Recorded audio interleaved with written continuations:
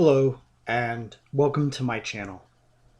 The title of this video is An Investigation of the Caste System in the Vedas.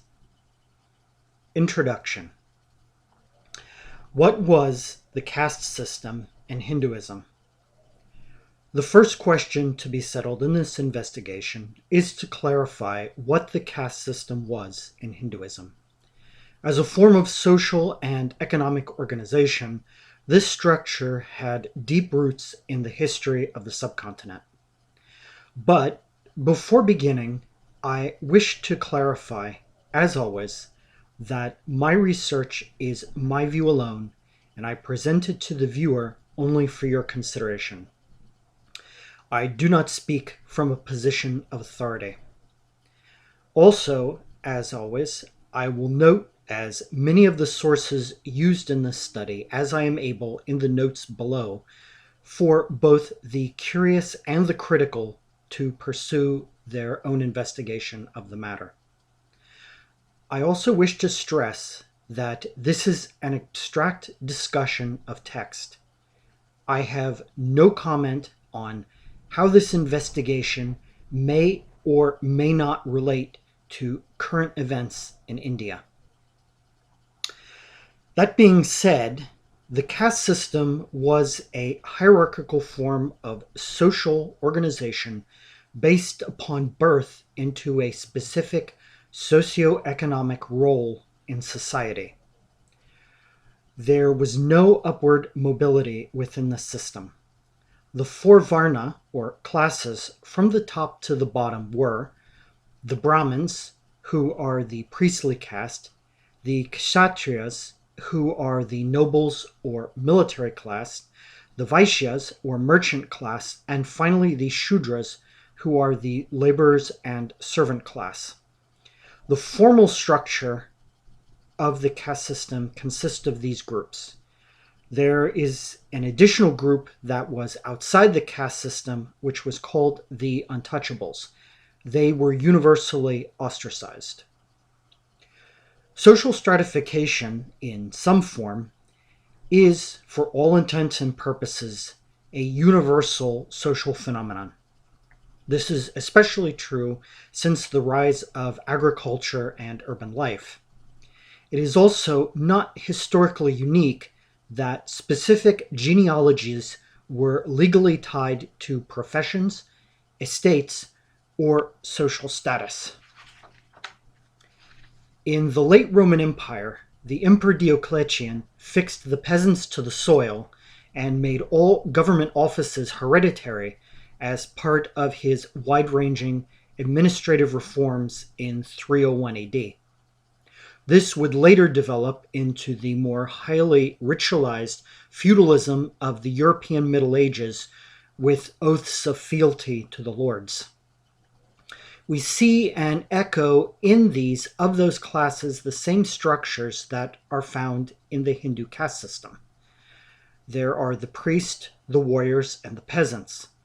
The merchant class of burghers, who would eventually topple this hierarchy, emerged only fully with the High Middle Ages. However, the three feudal estates were not caste. Despite the fact that both are hierarchical and hereditary, there is an additional dimension to the Hindu system. In medieval Europe, while the aristocrats and the upper clergy who composed their ranks looked upon the peasants as villains, which is where our word has its origin, the common folk were not barred from the ritual of communion. The chalice of what was believed to be the transubstantiated blood was withheld from all who received communion, nobles included. Nor were they restricted regarding the saints to whom they could pray, and they were not condemned any more than anyone else, since original sin was believed to be universal, because of their birth into a specific estate to damnation. Even Negro slaves who were radically different and outside of society were converted and given the hope of an afterlife in heaven instead of damnation based upon their birth. In medieval India, this was another matter. There were restrictions of access to temples and rites based upon caste status. The yagnas, or sacrifices, were performed for the benefit of the priest and nobles caste alone. The rationale for this was that the lower caste were impure. In the Ramayana, when the Shudra Shambuka was engaged in ritual devotions to enhance one's energy body, the upper caste complained to Lord Rama and forced him to kill him for this activity. But beyond ritual impurity, there is an inherent metaphysical debasement in the lower caste. In the Srimrad Bhagavatam, the Shudras are said to reincarnate in an ocean of pus and mucus, as this is fitting to their existential state of being. These ideas appear to persist to some degree in some quarters, even in modern India, though they have long lost the force of law. In the documentary Dalit Muslims of India by Mostafa Bouazzaoui, I assume I'm pronouncing it correctly, which was produced, by the way, by Al Jazeera, so it is inherently biased to show the absolute worst possible. The Islamic convert Ali Kanogia explains that he was forbidden to pray to Lord Rama, as he belonged to the Brahmins and Kshatriyas alone. Quote, "If we say Ram is our god, the upper caste would say he belongs to them. So because we're lower caste, Ram doesn't belong to us." Unquote. This isolation contributed to his choice to embrace Islam. The tragedy here is that this doctrine is explicitly refuted by Lord Vishnu, who was Lord Rama, in his avatar as Lord Krishna in the Bhagavad Gita. Quote, "Those who take refuge in me, O Partha, even if of low origin, woman, Vaisya, or Shudras, they also obtain the highest good." Unquote. This is why people need to be educated in basic text. The caste system in Hinduism was therefore unique in that it had not only social and economic restrictions, but that it posited ritual and even metaphysical distinctions which were absolute between the caste. The classical Hindu caste system. The next stage in laying the groundwork for our investigation is to define the roles and relationships between the caste in more detail. The motto of the caste system might be expressed in the following dictum from the Law of Manu that will serve as the main source for the classical Hindu caste system in this study. That quote is, "Good seed in good soil turns out well." In modern language, we might say that the caste system is based on the concept of genetic determinism. The caste system was an expression of a rigid and hierarchical value system. This is related in the differences between the value and punishments applied to the twice-born or upper caste and the once-born low caste Shudras and the outcasts. Within this system, the Brahmins have a special status as they are considered to have sprung from the mouth of Purusha and are, by right, the lords of creation. Thus, it is a sin certainly to kill them, but even to defame or to question them. A kshatriya who defames a Brahmin is fined 100 panas, and a Vaisya who engages in the same activity is fined 150 to 200 panas. However, In the case of a Shudra, he is subject to corporal punishment. And in the case of gross invective, his tongue is cut out. Should a Shudra tell a Brahmin his responsibilities, then the king is to have boiling oil poured into his ears and mouth. Another example of this stratified legal code is in the seduction of a female Brahmin. If a kshatriya is the seducer, then he is fined 500 panas, and a Vaisya must pay 1,000 for the identical offense. In the case of a Shudra, he is executed. Finally, the penalty for murder of what the Law of Manu considers a virtuous Shudra, which is left undefined, is the same as that for killing a cat, a blue jay, a frog, an iguana, an owl, or a crow. This reflects the relative value of the people who were born into the Shudra caste within this social order. Obviously, there are a wide variety of regulations regarding sexual and familial relations between the caste and consequences to the offspring for violations. A prominent example is found in the warning to the twice-born regarding sexual relations with low-caste females. Quote, "For him who drinks the moisture of a Shudra's lips, who is tainted by her breath, and he begats a son on her, no expiation is prescribed." Unquote.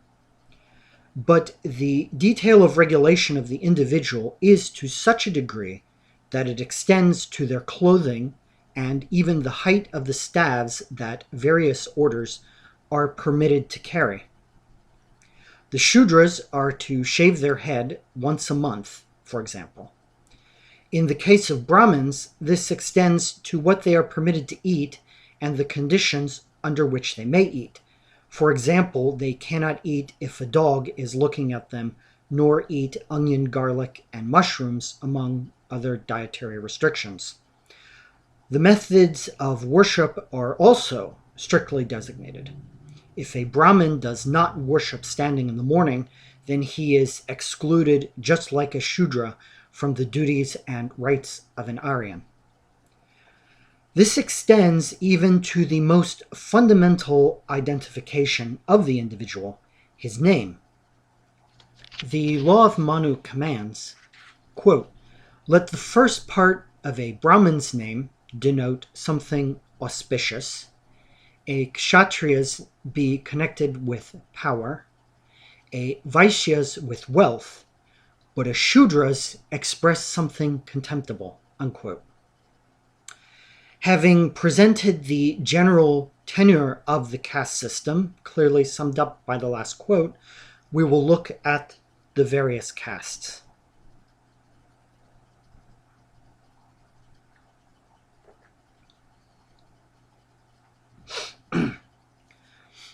Brahmin.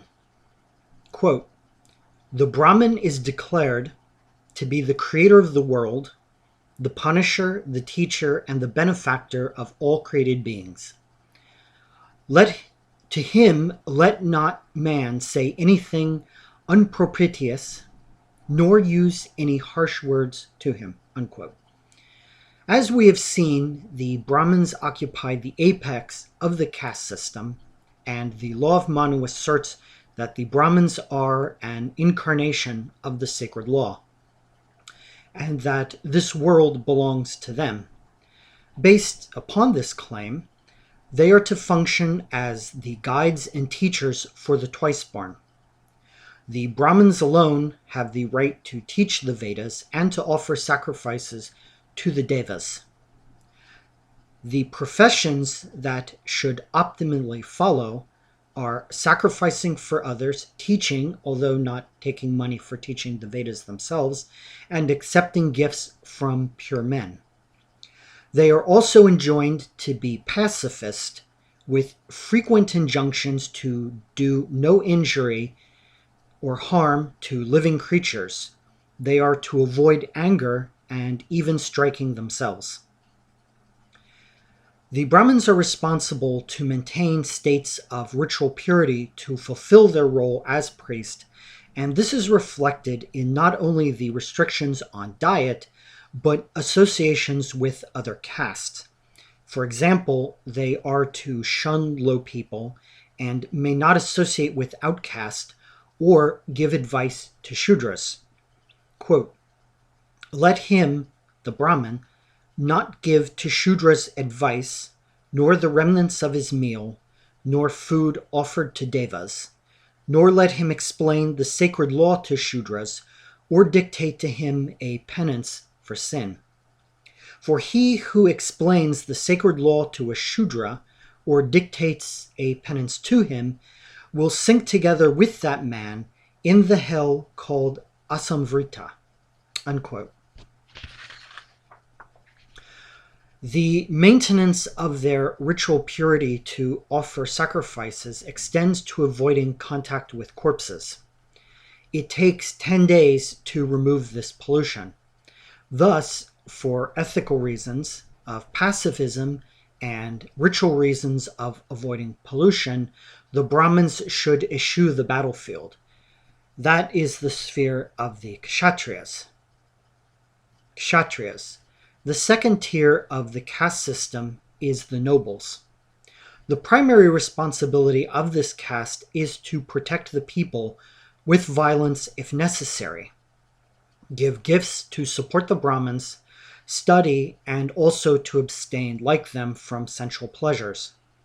Within this framework, they are adhere to the primeval law of warriors, which is left somewhat undefined by the Law of Manu, and to use their military power to assert that the caste system is strictly enforced in society, and also to avoid any mixing between the caste. This caste is not permitted to offer sacrifices to the devas. VAISYA. The third level of the hierarchy is that of the merchant class. The Law of Manu decrees that they should tend cattle, give gifts to the Brahmins, study the Vedas, engage in trade, lend money, and cultivate the land. They also, of course, are forbidden to offer sacrifices to the devas. Shudra. The Shudras are the bottom of the caste system. They are the once-born. The Law of Manu states that the Shudra is created to be the slave of the Brahmin. Their only purpose is to serve the higher caste with meekness. They are not permitted to study the Vedas or any of the sacred literature, for this only for those who do not accept wealth or gratify their desires. And the Shudras are seen as under the sway of their instincts. They have no right to fulfill the Aryan law and are excluded from the Vedic sacrifices. Outcast. The final demographic to define is that of the outcast. These are family lines which are outside the formal caste system and are considered to be impure even by the Shudras. This does not grant any degree of freedom from the dictates of the Law of Manu. Quote, "Dwellings of Kandalas and Svapalas are to be outside the village. Their wealth consists only of dogs and donkeys.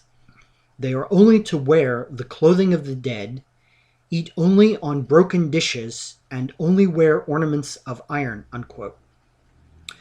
They are also instructed to be the ones who remove corpses from the public spaces, as this creates ritual impurity in the other caste, since the outcasts are existentially impure already simply by birth in the beliefs of the system. This is not a concern for them.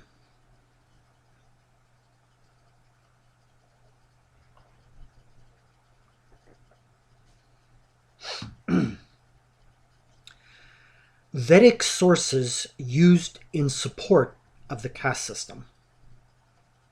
Historically, it has been argued that the caste system has its origin in the Vedas themselves and is an expression of the cosmic order reflected in the human social sphere. The assumption is that it existed in its classical form, as just described, from the beginning of Vedic civilization. In this section, we will examine the verses in the Vedas used to support this claim. The Rig Veda. There are a number of verses through all the cycles of the Rig Veda which reference that society is divided into classes. As the oldest of the Vedas, the presence of caste in these hymns would indicate that it reaches back into the very beginnings of society in the subcontinent. In the Rig Veda, they are referred to as the 5 classes, which are understood to mean the 4 established caste and the untouchables as later defined. Quote, Indra, who alone rules over men, over riches, and over the 5 classes of the dwellers of the earth. Unquote. In English, this is also translated to mean races as well as classes in a number of the hymns. Quote, you are he, the protector of the 5 races that each look up to you. Unquote. The Exhibit A, to borrow a term from the American courtroom, in support of caste is in the most ancient times, comes from one verse in the Rig Veda. This is in the famous Purusha hymn, which describes the process of creation emerging from the divine into the material world. Quote, when they divided Purusha, how many portions did they make? What did they call his mouth, his arms? What did they call his thighs and feet? The Brahmin was his mouth, of both his arms was the Rajanya made. His thighs become the Vaisya, and his feet, the Shudras, were produced. Unquote. In these verses, we find the 4 classes with their hierarchical relationship and activities outlined symbolically by the seers. The Brahmins are the mouth, representing their role as teachers and the guides of society, which is to be protected by the strong arms of the Rajanya or Kshatriya caste.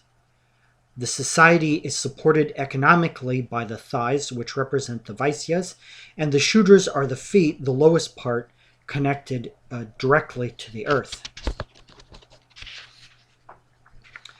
Further, it is argued these same caste and the relative values are reflected in other mantras of the Rig Veda. In the hymns, it is found that the Brahmins are described as repeating hymns and are compared to the Devas.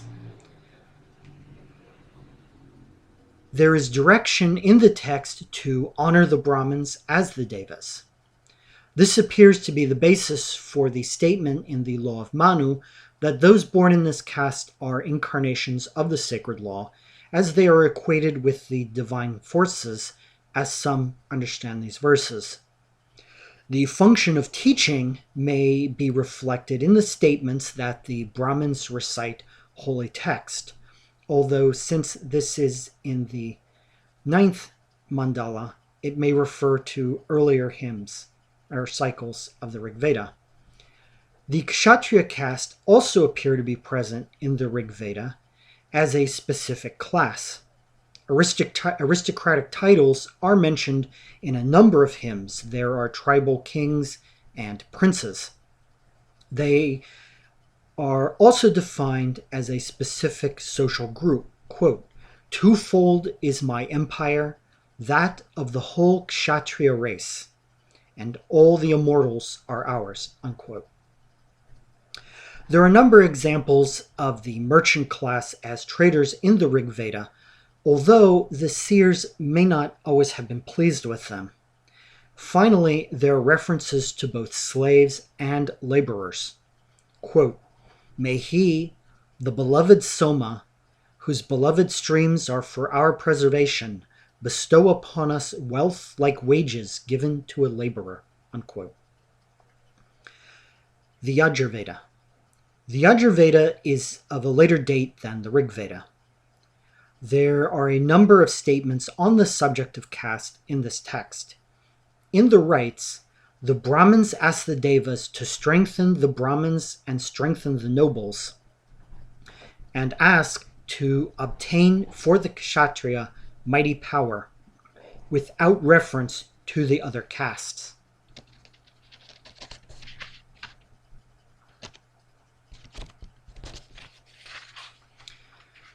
There are clear references in the Yajurveda to a distinction between the Aryan and the Shudra. In this context, it is clear that the term Aryan is referring to the upper caste as opposed to the Shudra peasant caste.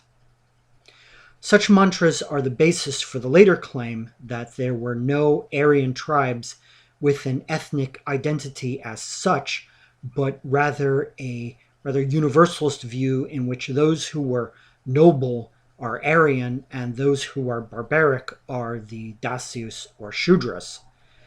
All are categories of behavior only. I believe this argument was first put forward by Aurobindo in the 20th century. Caste identity and distinction is expressed in the mantras of the Yajurveda, which refer to caste interactions when the Brahmins welcomed the consecrated horse for the horse sacrifice after it had been wandering freely for a year. Quote, "When antelopes eat up the crops, a farmer can never be happy seeing the antelopes satiate their hunger, but is a disappointed man, having seen the destruction of the crops by antelopes. Similarly, then, a low caste man gets a high caste woman as his paramour. The husband of the high caste lady never can be a happy man, seeing the relationship of a low caste man with the high caste lady. Rather, he would be unhappy with his estranged wife." Unquote. The situation of the cuckold in these verses is far worse because of the disgrace of having lost his wife to a low caste male. The Atharva Veda. The language of distinction between the Aryan and the Shudra is also expressed in the Atharva Veda. In this context, the seers tell us that Indra protects the Aryans, which refers to the special relationship with the twice-born caste alone. As in the Yajurveda, the sacrifices of the Brahmins become the realm of the upper caste alone. Quote, "May we priests live happily for 100 years with the best warriors." Unquote. This conforms to the teaching of the Law of Manu, which states, "Kshatriyas prosper not without Brahmins, Brahmins prosper not without Kshatriyas. Brahmins and Kshatriyas being closely united, proper in this world and in the next." As in the Rig Veda, there are also references to the 5 races in general. Quote, "Indra, who rules with single sway men, riches, and the 5-fold races of those who dwell on earth." Unquote.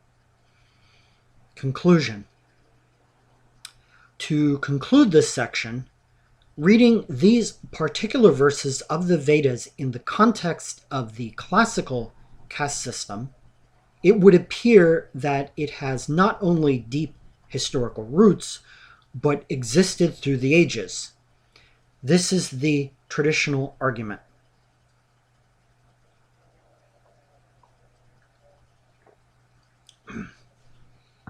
And perhaps you can hear the maruts howling out there as they thankfully bring rain to us here in Northern California, and I certainly thank and honor them for that.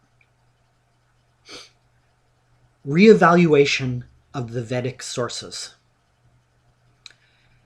However, this model of the caste system is not, in fact, consistent with a full study of all the relevant verses of the 4 Vedas. It is based upon 2 fundamental errors. One, limited data. 2. Assumption of linguistic continuity. In short, it is an historical projection. It is assumed that a Brahmin in the Mahabharata and a Brahmin in the Rig Veda are perfectly identical because of the caste title and that they both offered sacrifices to the Devas. One of the issues with the study of the Vedas, especially the Rig Veda, is that the scope of the meaning of words can alter subtly over time, especially as this involves thousands of years. If I say in modern English, since it's raining, for example, that he's drenched, it means that he's soaked to the skin and his clothing is wet. The same statement in Middle English, as spoken only 700 years ago, means that he's drowned and he's dead. To capture both the nuance of these terms used in the caste system and also to fully understand it in the Vedas, it is necessary to examine all the verses where the subject appears.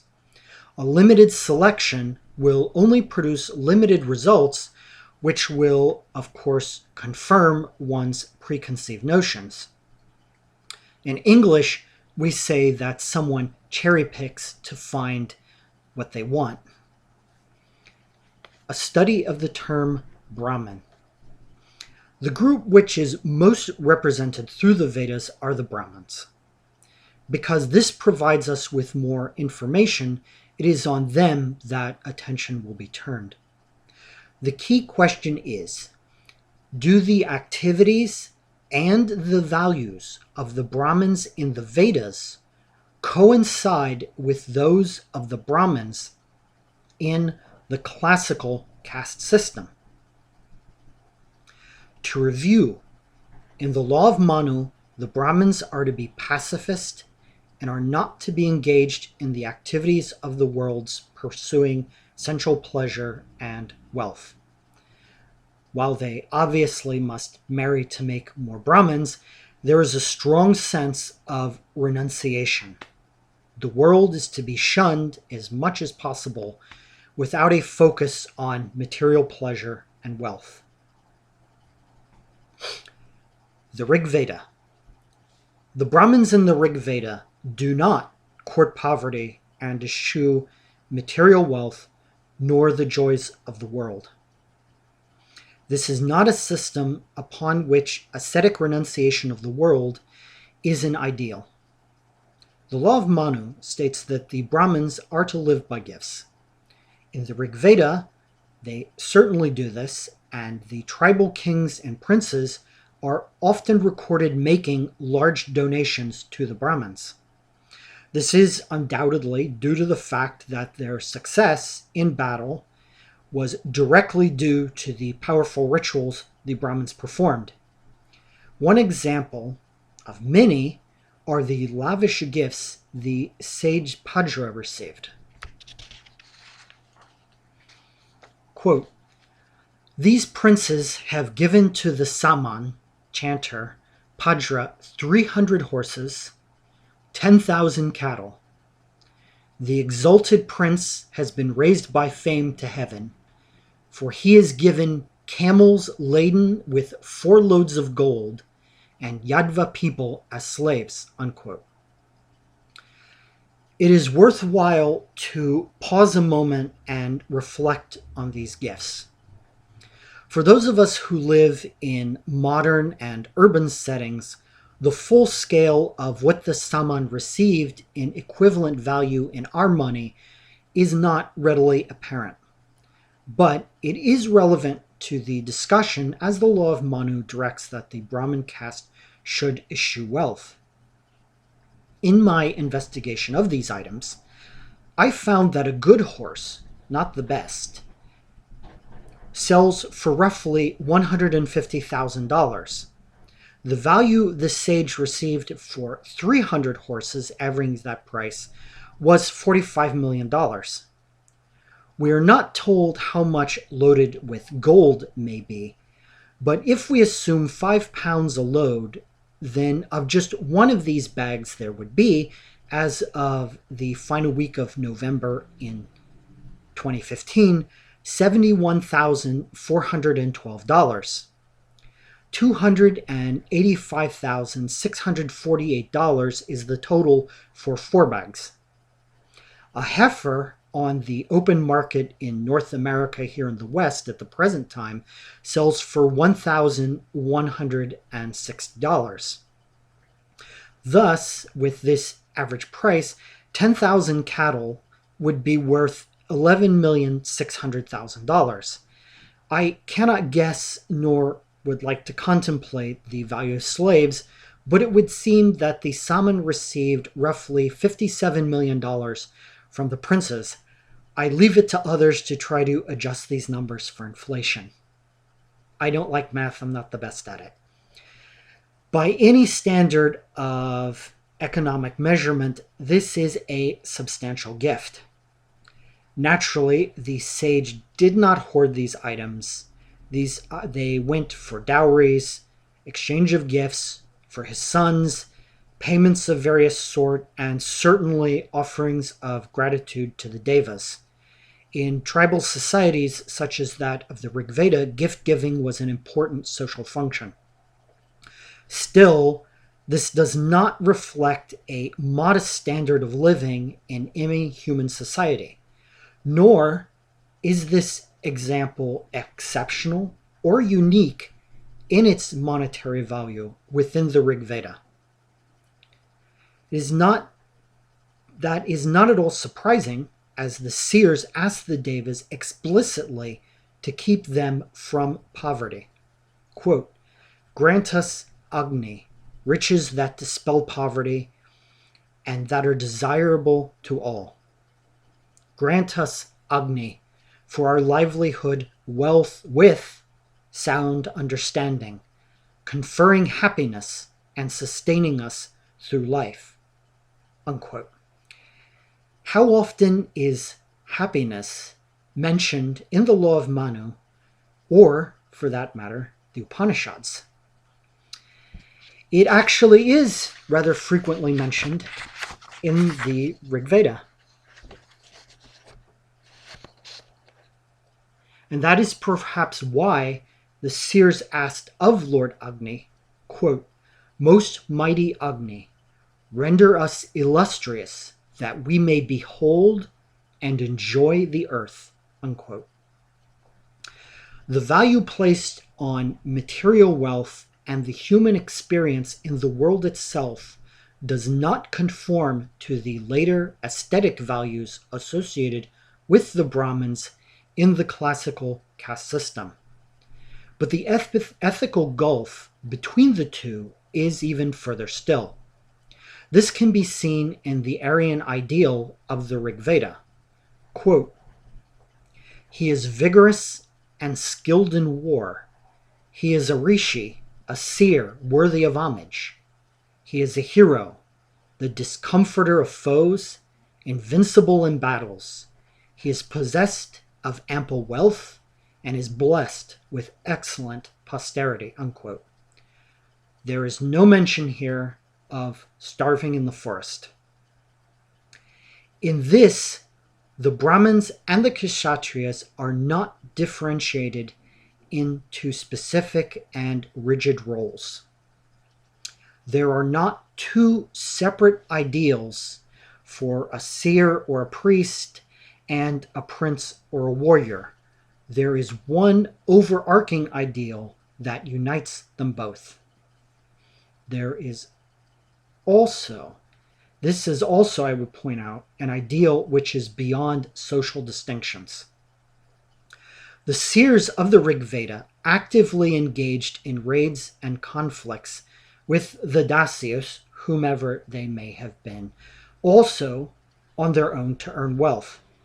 They were not pacifist and did not hold this value. Some might question here if the term seer or rishi necessarily refers to one who performs the Vedic rites, and that, while this appears to be a general value statement, in reality it applies only to the warrior caste. This is not supported by the accepted record. The sage Kutsa is described like Indra killing Dasyus.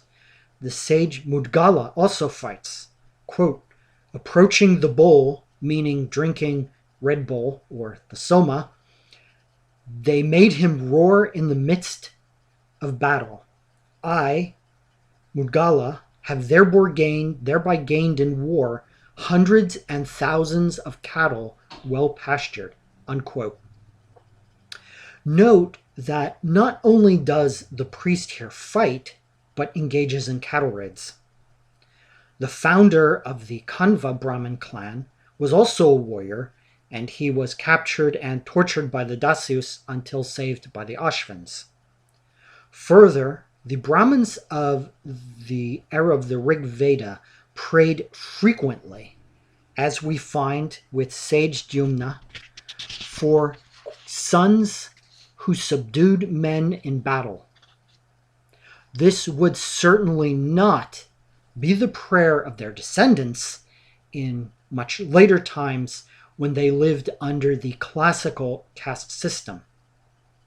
Remember, the Law of Manu forbids them from even striking their own heads, and they should certainly avoid the ritual pollution caused by corpses, which were plentiful on ancient battlefields.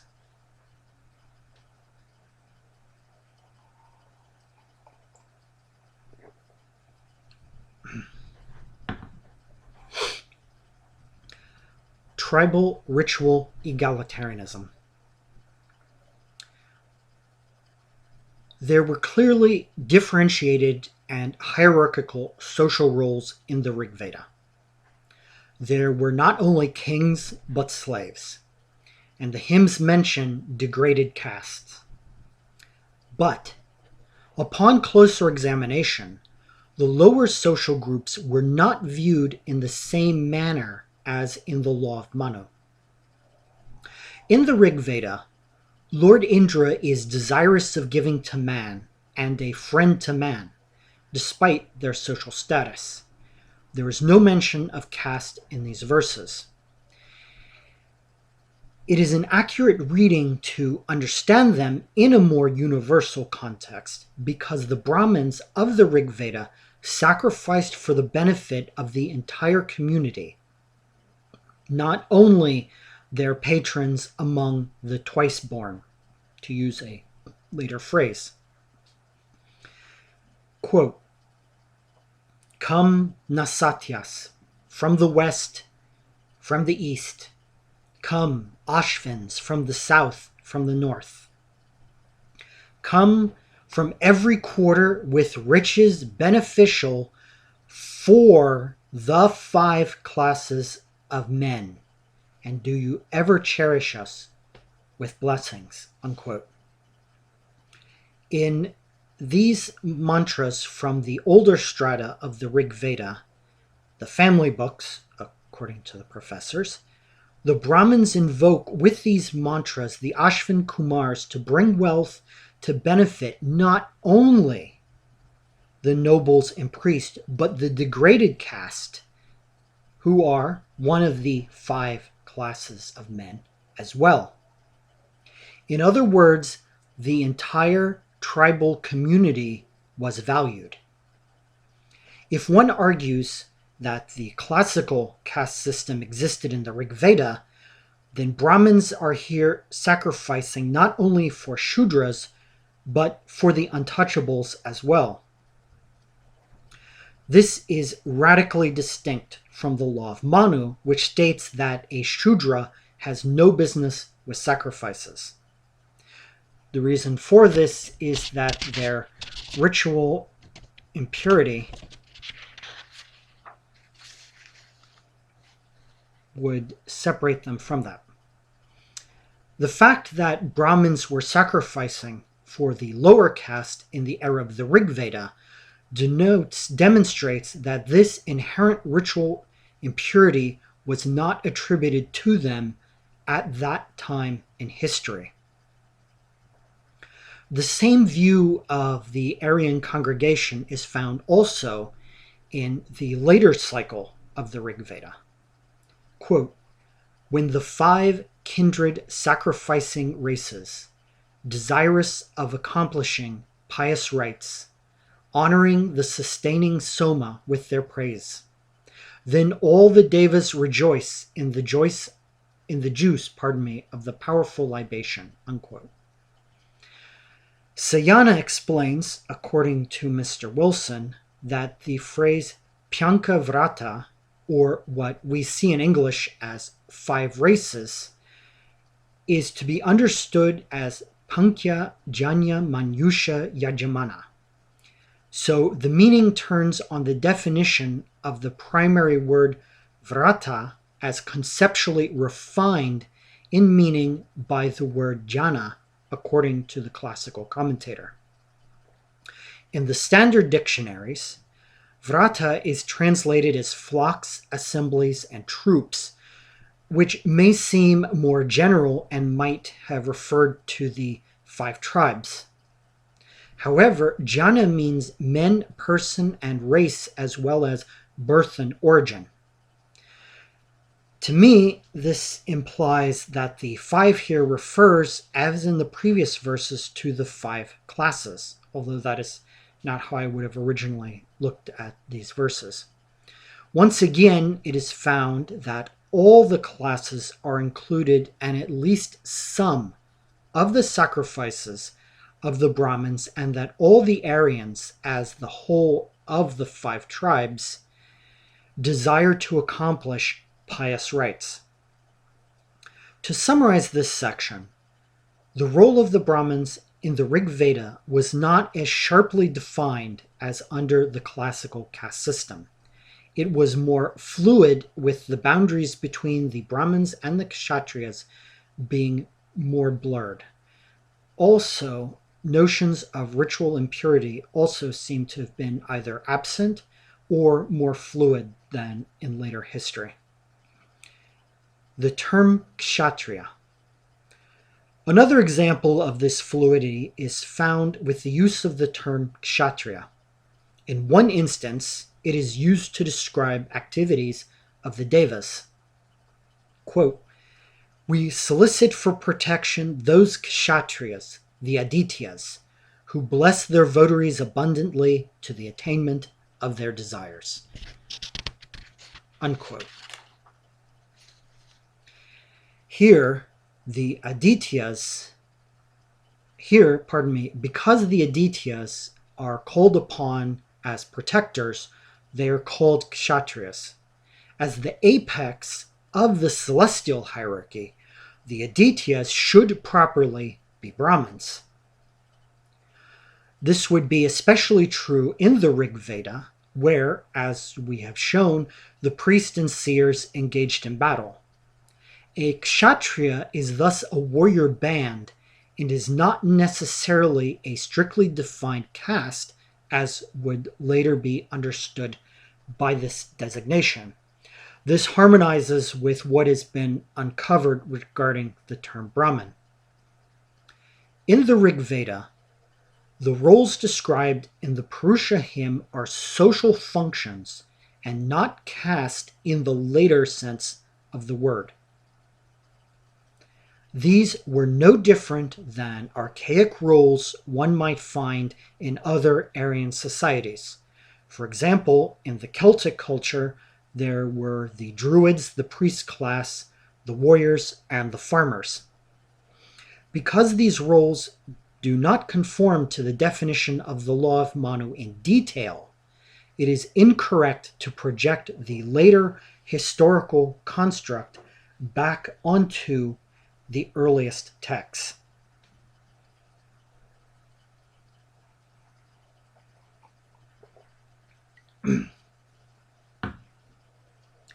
The caste sources in the Yajur and Atharva Veda.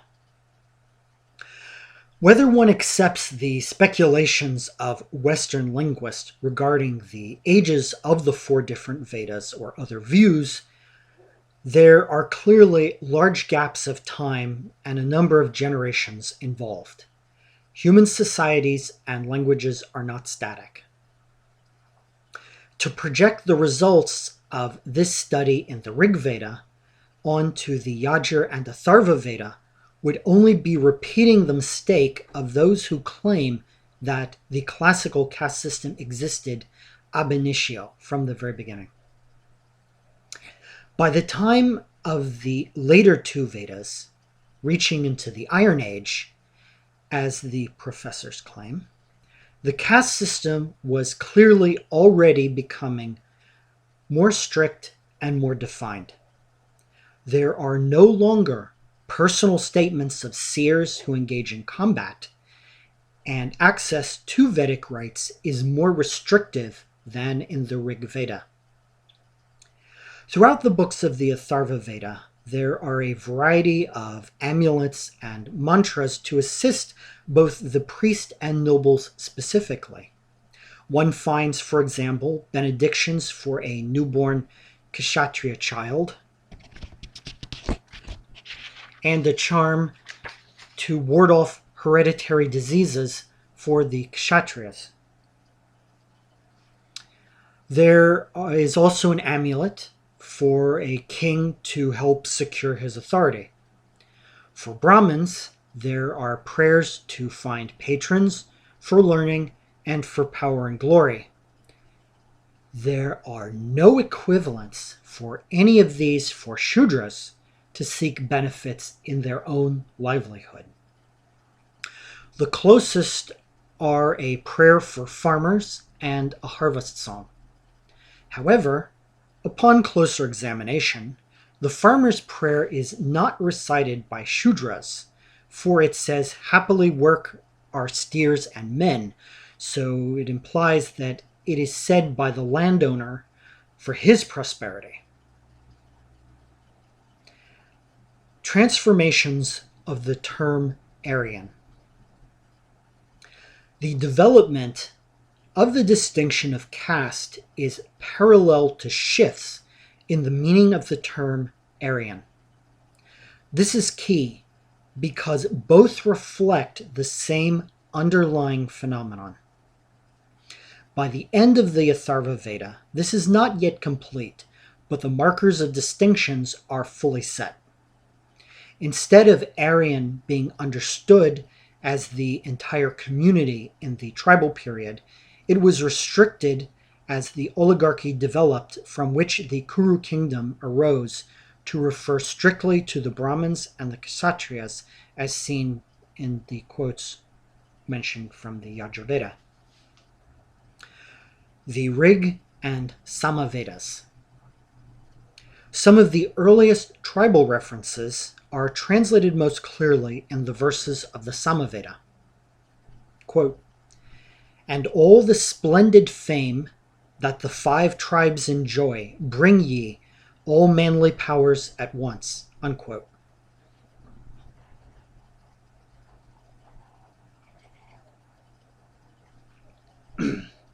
The reference to the 5 tribes and the 5 full tribes occurs in 3 mantras, along with additional references to our folk as a distinct people. These main tribes in the Rig Veda were the Turvasus, the Yadus, the Anavas, the Druyas, and the Purus.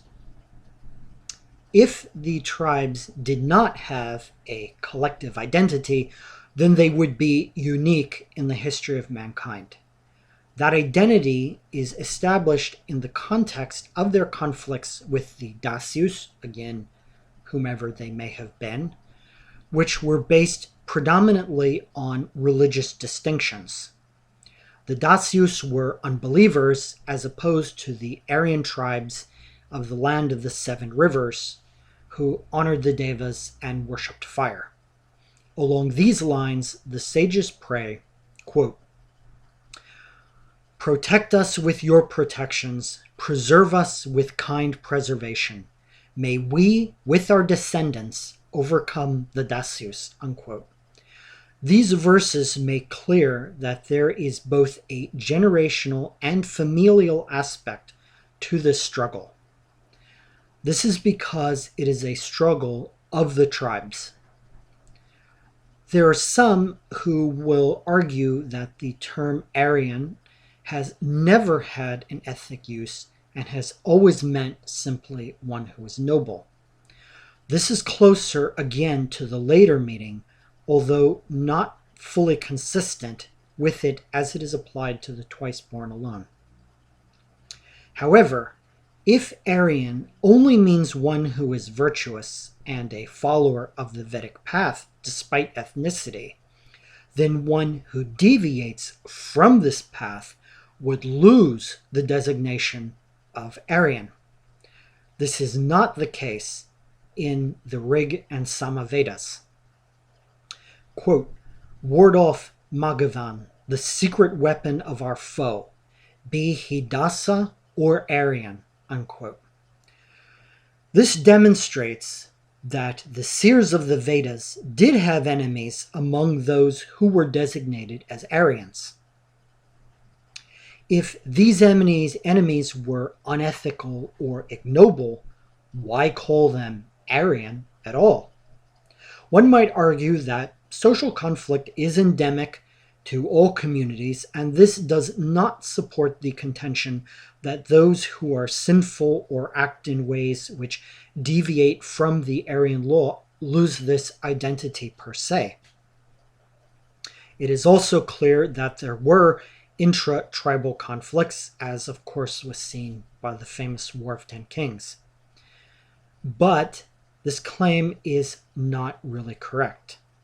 Quote, "You have slain at once those two Aryans, Arna and Chitratra, dwelling on the opposite bank of the Sarayu," unquote. The classical commentators on this verse note that they acted without faith and devotion.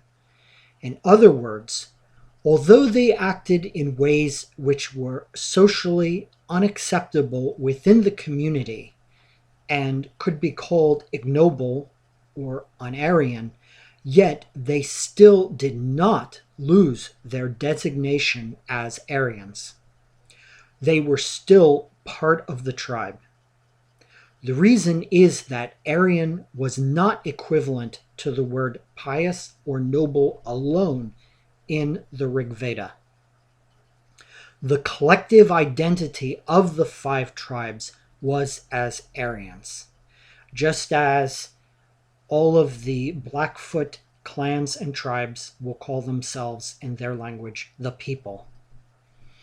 This is why, as we have seen earlier, that the entire community was valued and the Brahmins sacrificed, in some rites at least, for all members of the 5 tribes.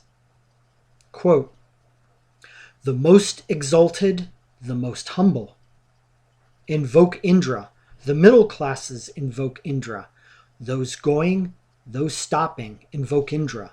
Those dwelling at home and those going into battle invoke Indra. Those in need of food, the poor, invoke Indra," unquote. This shift in the ownership of the Aryan identity is pivotal to the development and justification of the classical caste system.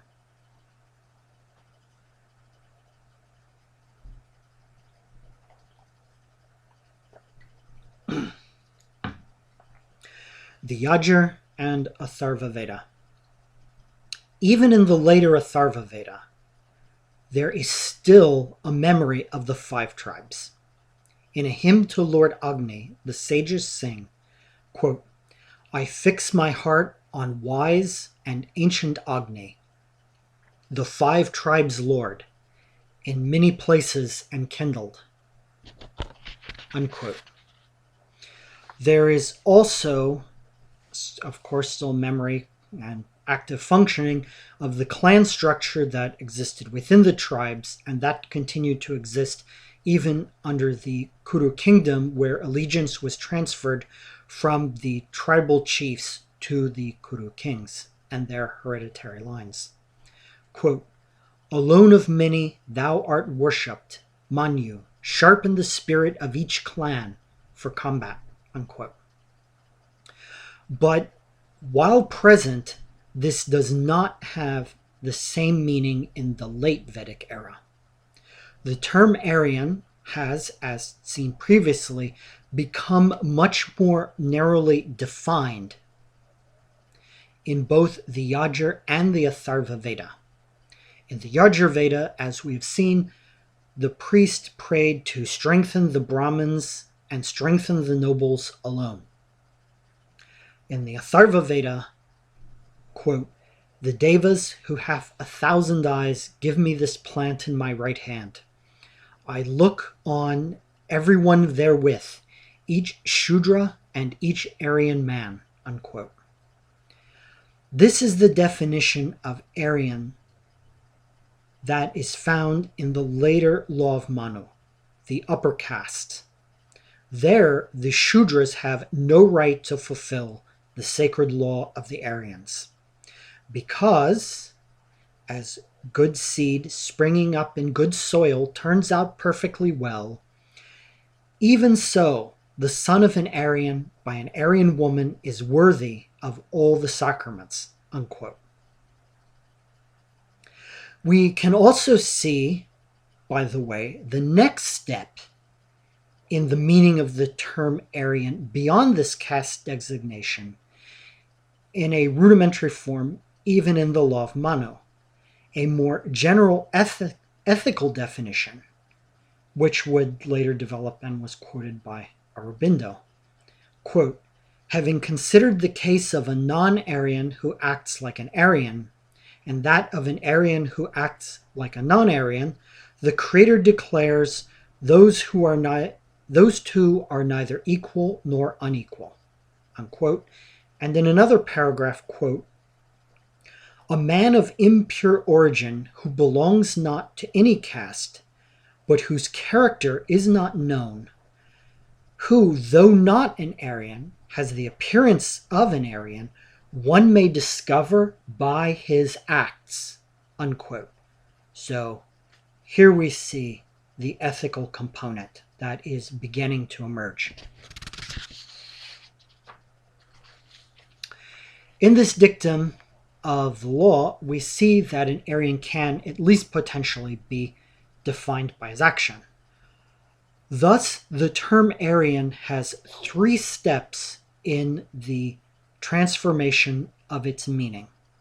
1, ethnically, as the Vedic Sanskrit-speaking 5 tribes of the Rig and Sama Vedas. 2, the upper or twice-born caste and the Yajur and Atharva Veda, though still retaining the earlier memory. And finally, after the Vedic era, 3, an ethical individual, beginning at least as a minority view in the Law of Manu, while the dominant view of that code, it still must be made clear, is caste-based. To trace it further is beyond the scope of this study.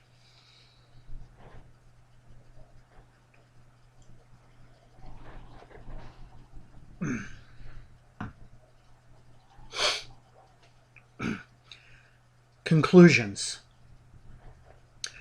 The conclusion of this investigation, for my part, is that the caste system was the result of a development over a number of generations in the subcontinent. It did not exist in the Rig Veda. As Vedic civilization was centered in the north, but not necessarily only there, it is reasonable to assume that this is where that transformation occurred under the social and economic forces unique to that region. An historical parallel can be seen in Japan. The distinction between the warrior clans and the peasants had always existed.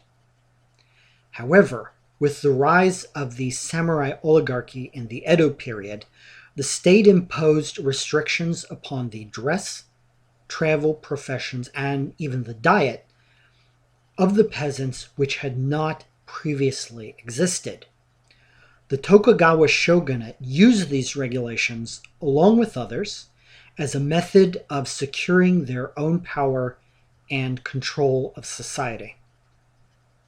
To return to the subcontinent, the rudimentary social functions found in the Rig Veda, which are not unique as roles and are common to many ancient societies, became increasingly more complex and specialized.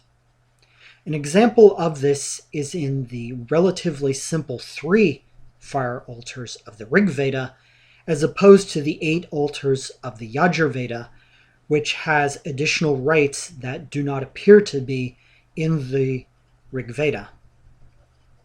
The rites of the Yajur Veda, as well as the various techniques found in the Atharva Veda, require a tremendous investment on the part of the Brahmins, and not only memorization and practice, but the maintenance of a spiritual state which enhances the efficacy of these rituals, especially as the ages or yugas shift. With the rise of an organized political state, with the Kuru kingdom mainly under the impetus of the Bharatas, the Kshatriyas would have to develop more sophisticated techniques of management, warfare, and methods to forge the 5 tribes into a unified structure. In such a transition, the skills of a tribal chief and warrior do not always prove effective. Attila the Hun is one example among many of such failure. The exact nature of how the legal stratification and metaphysical notions of impurity, which were not present in the tribal era, arose, and which oligarchic factors were driving this, be it the Brahmins, the Kshatriyas, or both, is unclear from the text of the Vedas so far as I can determine. This may indicate that the full classical caste system, as found in the Law of Manu, assumed that form after the Vedic era. If so, then the Atharva Veda was probably the beginning of the transition point. The Shudras are socially distinct and possess a lower status, but they are nowhere designated or as impure or bound by the later taboos. As an aside, this disproves the idea that the Shudras were remnants of the conquered Aborigines in the Aryan invasion migration myth, as they would have been subject to harsh restrictions from the beginning at the point of conquest/migration and not later. There is still in the Atharva Veda a memory of the tribal period when the entire community was defined as Aryan, yet at the same time the term has become more restricted. In the later Law of Manu, supposedly around 200 BC, it said, the tribal definition of the term Aryan is extinct. The social value where one embraced the whole community has become the property of the ruling oligarchy alone. It also represents the time when the warrior spirit of the Rig Veda began to cool into the pessimism that would blossom into the purple and blue petals of the Aranyakas and the Upanishads, as the sirens are perhaps indicating, if you can hear them. With the outer conflict against the Dasyas resolved, things turned into the Dasyas within, the forces within. And I have to say, I always find that a bit sad. Some may ask regarding this study, well, what does this mean, if anything, for India today? That is not a question for me to answer. It is to be hoped that this investigation will lead to some reflection, discussion, and further study on this issue. But that must be done by others and not myself. Thank you.